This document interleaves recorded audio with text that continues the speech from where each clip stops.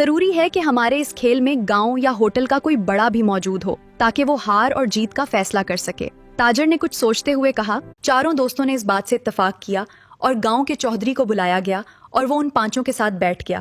پھر پہلا دوست کہانی شروع کرنے لگا۔ میں ابھی اپنی ماں کے پیٹ میں ہی تھا، پیدا نہیں ہوا تھا کہ میری ماں اور باپ سفر پر روانہ ہوئے۔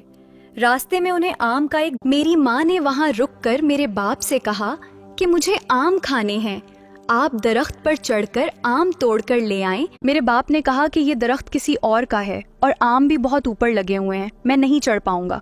لہٰذا میرے باپ نے انکار کر دیا۔ مجھے جوش آیا، میں ماں کے پیٹ سے نکلا، درخت پر چڑھا، آم توڑے، ماں کو دے کر واپس پیٹ میں چلا گیا۔ میری ماں خوش ہو کر آم کھانے لگی۔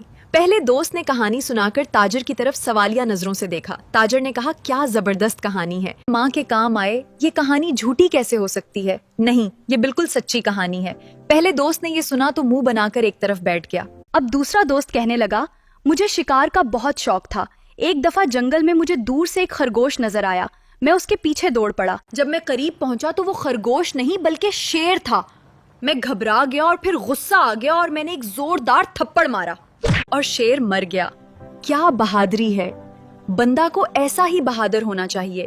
یہ کہانی بالکل جھوٹی نہیں ہو سکتی۔ تاجر نے کہانی سن کر اسے داد دی۔ اب دوستوں نے اپنے تیسرے ساتھی کو اشارہ کیا کہ وہ کوئی ایسی جھوٹی اور حیران کن کہانی سنائے